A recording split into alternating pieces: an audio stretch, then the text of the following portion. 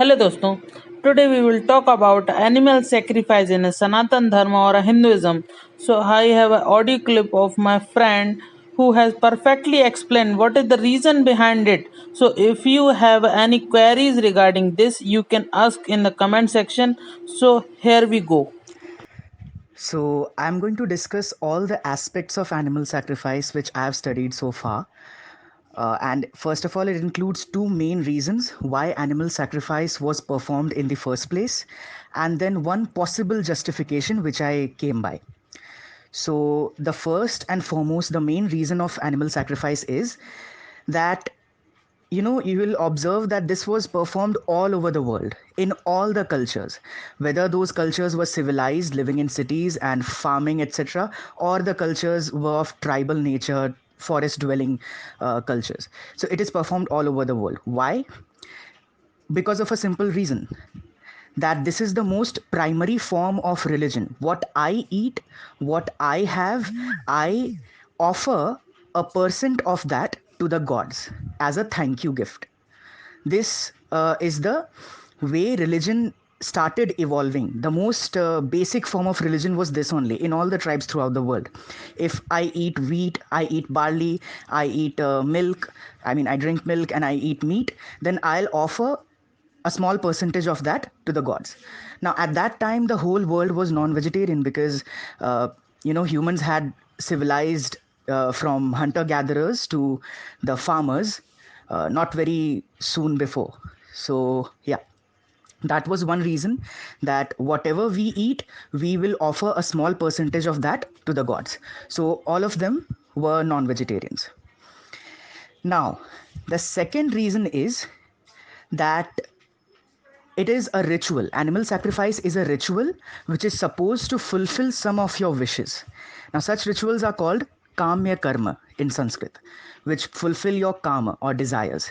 So, if you have a certain desire, then you can please a certain god by animal sacrifice and you can fulfill your desire.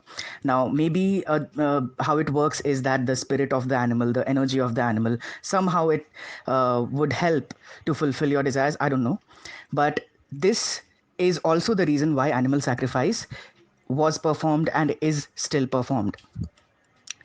Now, these are the two reasons. Now, let's move towards, the Indian form of animal sacrifice. So, there are two type of animal sacrifice in India. One is Vedic and one is Tantric. And the two reasons which I just said also apply to both of these. But there is a notion that Vedas do not have animal sacrifice. It is a very popular notion, and even I used to believe in that. But before I really read the Vedas, so Vedas have the core text called the Sanghita. Sanghita has the core mantras of the Vedas, like Rig Veda Sanghita, Atharva Veda Sanghita, etc. And then there are Brahmanas. Brahmanas are commentaries on the Vedas, Brahmana texts. So all the rituals of the Vedas, all the yajnas and all the rituals, how you should perform, all of that knowledge comes from the Brahmana texts and not from the core Sanghita texts, because Sanghita texts only have mantras and hymns. They don't have ritual instructions. We find that in the Brahmana texts. So, as far as Sanghita texts are concerned, we can say that we don't have, animal sacrifice in them. Although there is a hint that at that time, non-veg was consumed by people. But animal sacrifice as such, we do not find in the Sanghita texts. But when we read the Brahmana texts, you take any translation, you will find that animal sacrifice was indeed an integral part of many main Vedic sacrifices, including Ashwamedh and many other. Now, there is some controversy related to that also, but those people generally don't base their arguments on the Brahmana text, the original core text, because those texts do have animal sacrifice. Now, so first thing first, they are Vedic animal sacrifices and they are Tantric animal sacrifices. Now, is there a justification for that? Yes, there is a sage called Rishi Jaimini. He was a disciple of Vedavyasa. Now, you must be knowing that there is a philosophy called Mimamsa Darshan. Now, Mimamsa, the word itself means, interpreting the text. Mimamsa means interpreting the original meaning of the text. So there were two Mimamsa philosophies. One was Purva Mimamsa, one was Uttara Mimamsa. Purva Mimamsa dealt with the ritualistic part of Vedas, the early part of Vedas. So in the early part of Vedas, most of the rituals were related to your desires. I want a son, so Putra Medha Yajna. I want something else, so that kind of yajna. So or they were also yajnas for attaining heaven.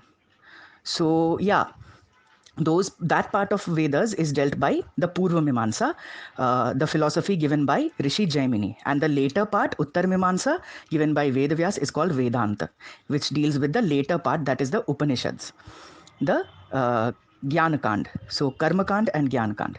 Now Karma Kand part, which is dealt by Jaimini, he wrote a sutra called Mimamsa Sutra. Just like every philosophy has a sutra, this philosophy also has a sutra. In that sutra, he explains all the Vedic rituals and everything about that. So first he says, what is the goal of life? What is the goal of Vedas? It is dharma. Now what is dharma?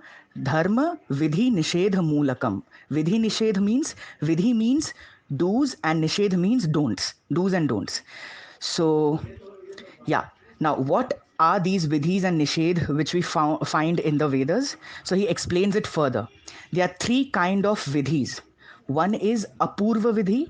Apurva vidhi means something related to metaphysical things and which, like supernatural things, which we can't otherwise make sure. Like if the Vedas say that if you sprinkle holy water on the offerings, then they become ritually pure, spiritually pure. Now, we can't make sure that they are ritually pure. We can wash them so that they are clean, but if we want to make them ritually pure, we will have to follow the Vedas, because there's no other way of scientifically,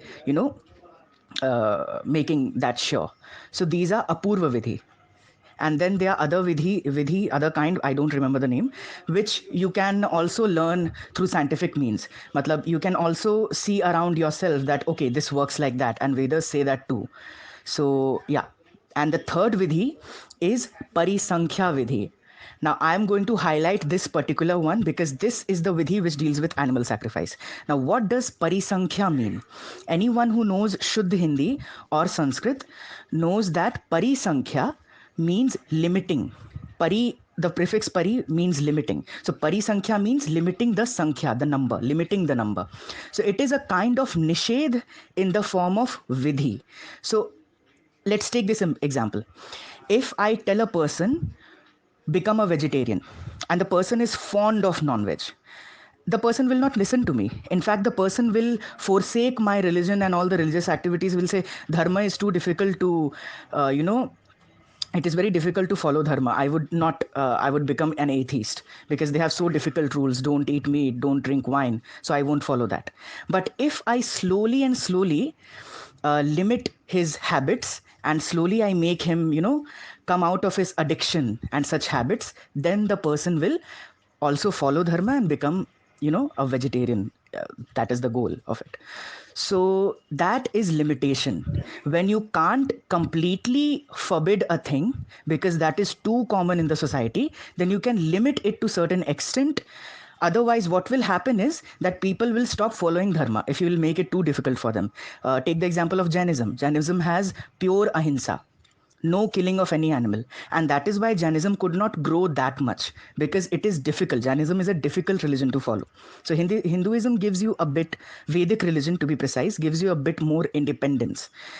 So what is Parisankhya? Parisankhya is that if the Vedas say that you can eat non-veg only and only if you offer them at a sacrifice. After you have sacrificed that animal, only then you can eat the meat of that animal. Otherwise, you can't just hunt animals or buy meat from the butcher and eat that. No, that is a sin. If you want to eat meat, you will first have to offer that to the gods, and then you can eat. So this is called Parisankhya. Or there are other forms of Parisankhya also which became popular later on, like you cannot eat meat on Thursday, you cannot eat meat on this day, Sunday, you cannot eat meat on this vrat or this day. So these are all different ways to limit your habits, so that slowly and slowly you get over that taste. Now, you must say that what is this? Why is this so difficult? If I'm so fond of non-veg, I'll perform a yajna every day and I'll sacrifice the goat every day to eat the meat. But that is not how it works. If you really read the Brahmana texts, then the yajnas are too elaborate. Too elaborate means some of them last for a 1 year. Ashwamedh yajna lasts for a 1 year, and there are too many things to be offered, too many things, like common people can't even afford to do that yajna. So even if you somehow afford to do that ritual, then you can't do that more often. It will be like once in a year or twice in a year, not more than that. You have a limitation of your wealth also. So this is how they used to limit that. Now, there are some people, as I said, who say that Vedas don't have animal sacrifices. So there are some Vedic mantras which forbid meat eating, but there are some other mantras who, which especially in the Brahmana texts, which clarify that you can eat meat if you sacrifice it to gods first. So there is a bit of contradiction here, and there are some traditions like Arya Samaj who don't consider Brahmana texts to be a part of Vedas. So they say that Vedas don't have animal sacrifice, but Brahmana texts are to be considered a part of Veda, because if you exclude Brahmana texts, you'll also have to exclude the Upanishads, because they came even later than Brahmana texts. So there's Samhita, Brahmana, Aranyak, and Upanishad. This is the chronology. Now, this explanation by Jaimini, which is given in his sutra, was later elaborated in Bhagavata Purana as well. Bhagavata Purana says that drinking wine or any such kind of intoxication is a sin. But we do that in a yajna. We have Soma yajna.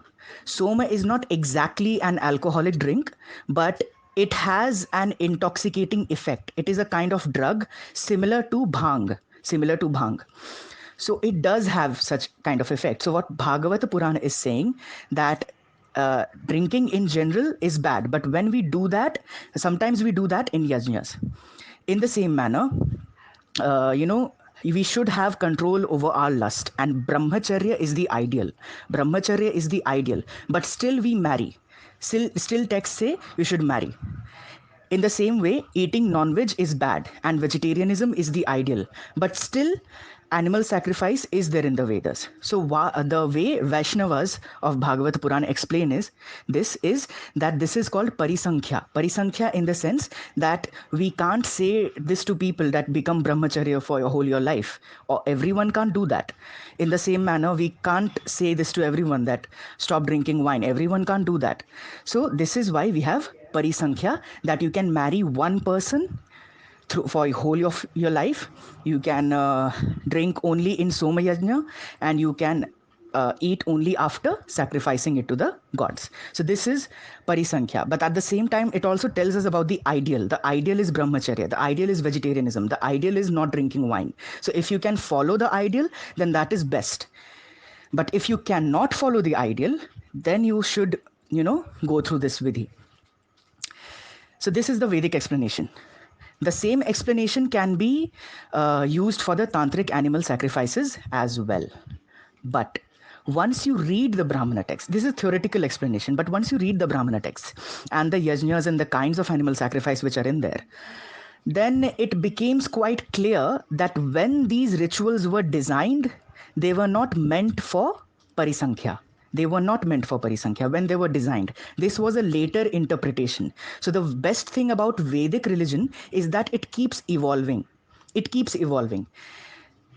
At the beginning, the goal was mainly desires and such human things, and then it kept evolving into more spiritual forms. After Upanishads, ahimsa became important, and there were reinterpretations of the same texts. So this is Jaimini's interpretation of animal sacrifices, because if you really read the Brahmana text, there are hundreds of animals being killed in a particular yajna, especially in Ashwamedh. Not just the horse, but there are hundreds of animals there.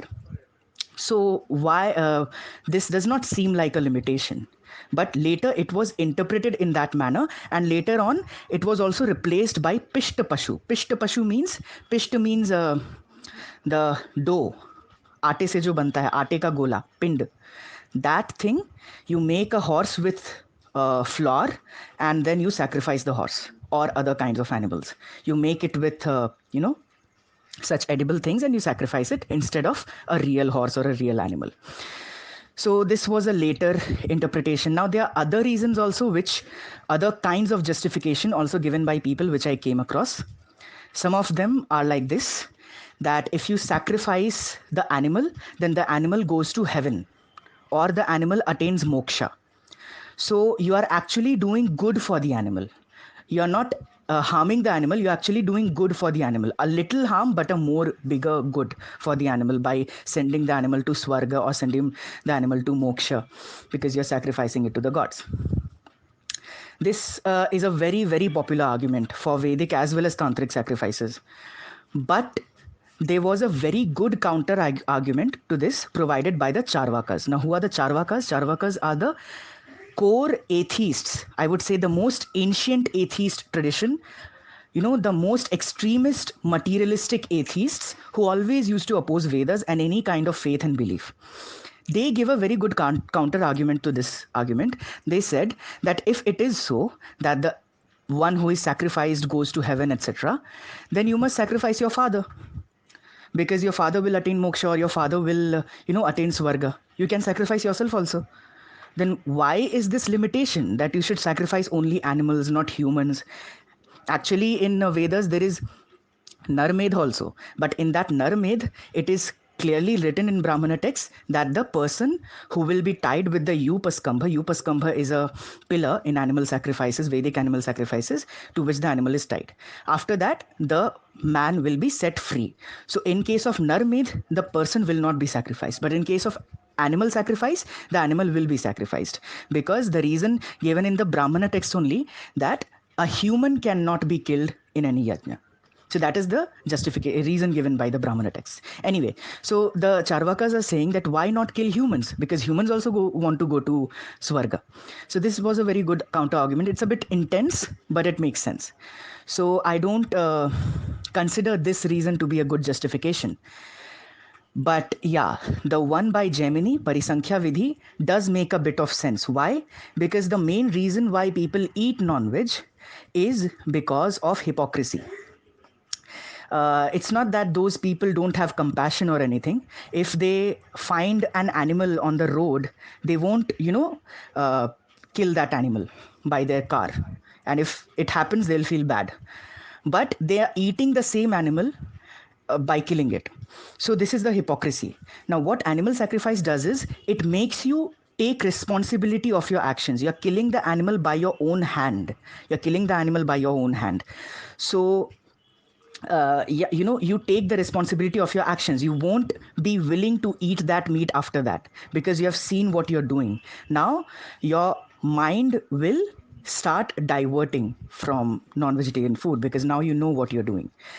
So yeah, because most people, when they hear Pashu Bali, they're like, oh my god, it's such a great evil in our society. But then there are people who are eating non-veg, right? The animal which is being sacrificed in a butcher house feels as much pain as much it feels whilst being sacrificed at the temple. दोनों में तो उसको दर्द हो रहा है. Then how is it one better than the other? If you're eating non-veg, you are a bigger sinner than the one who is performing animal sacrifice. Both are evils. So this animal sacrifice thing is a kind of limiting, your non-vegetarian attitude. But if you look at the core text, then I feel that the main reason was this only, that you offer what you eat. You eat non-veg, you offer that to gods. And there was also some rituals for wish fulfillment, especially in the tantras where animal sacrifice is there. So yeah, just a small correction. I said Putra Medh Yajna by mistake. It's Putra Kameshti Yajna. Anyway, for getting a son, etc. Anyway, now I'll also like to narrate a story, because I think it is very important for, when you're studying animal sacrifices and things like that. Which this story tells us the later view about animal sacrifice. As I said, Vedic religion always keep evolving. So the earlier portions may have something which a more evolved form of Vedic religion may not approve of. So we find the same thing in animal sacrifice as well. In the Mahabharata and in many Puranas, we find this particular story which I'm going to narrate about Uparichara Vasu. Uparichara Vasu was a king, or I must say emperor of Chedi was a kingdom. Now, Uparichara Vasu uh, had a had all many brahmanas coming to a gathering of yajna, and then the brahmana said that let us perform the sacrifices. The rishis and brahmanas said let us perform the sacrifices. Now what happened was there was a debate, there was a dissent among them that whether they should perform animal sacrifice as a part of yajna or not. So at that time, certain rishis gathered there, and devas, the deities, also came from the heaven to resolve that issue. So the rishis, when they interpreted the commandments about rituals, for example, there is a commandment called Ajair Yashtavyam. Ajair Yashtavyam means do the yajna with Aja. Aja means goat. Now, the rishis said that this must be interpreted as aja seed. Aja is also a kind of seed which is boiled. After the seed is boiled, then a plant cannot grow from that seed. Therefore, aja. Ja means birth. So, no birth from that seed, therefore, aja. So, that seed must be used instead of goat. The rishis said this thing. But the deities said that no, aja must be interpreted as goat because we love animal sacrifice. That is what the deities said in the story. So they said that Indra, these deities don't include Shiva and Vishnu, etc. The greater deities were not there. This includes Indradi Devata, the deities of heaven, Indra, etc. So they said that no, we want animal sacrifice, and this mantra should be interpreted as the goat must be sacrificed. So there was this kind of a debate among them. So they went to Uparichara Vasu to make a decision that this is this is the argument of the rishis and this is the argument of the devas. Who is right? Which is the way it should be interpreted? So Uparichara Vasu said that it must be interpreted as a goat. The goat must be sacrificed, not as the seed.